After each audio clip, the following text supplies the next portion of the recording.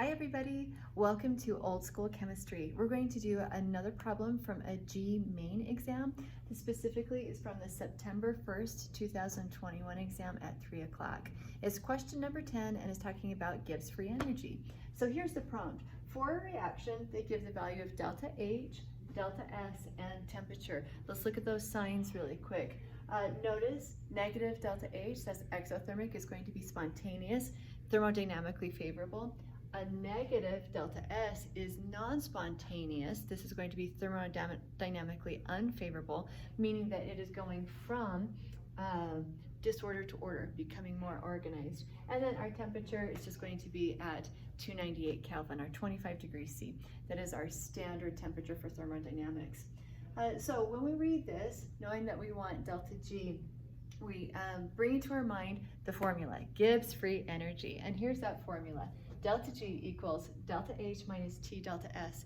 Number one thing that you have to watch on this equation, units. So when you look at tables for thermodynamic values, typically delta H is given in kilojoules per mole and delta S is given in joules per Kelvin times mole. Now really interesting in this prompt, they didn't include joule per Kelvin times mole. It is per mole, okay? By definition in our tables is always going to be for 1 mole. That was an omission, but you all know that it is per mole.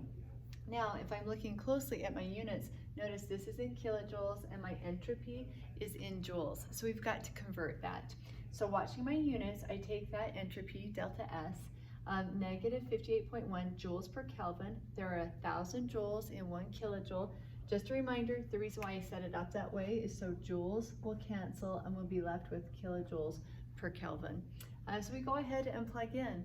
Delta G is going to equal our negative 158.73 kilojoules per mole. There's our exothermic delta H minus my negative, remember I converted it to kilojoules for the entropy, negative 0.0581 kilojoules per Kelvin times 298 Kelvin. Look what happens to our Kelvin. That Kelvin will cancel.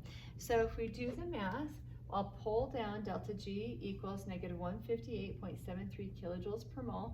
And then this, when we do our math, minus times minus, negative times negative is a positive, 17.31 kilojoules. The Kelvin canceled. I know that this is per mole.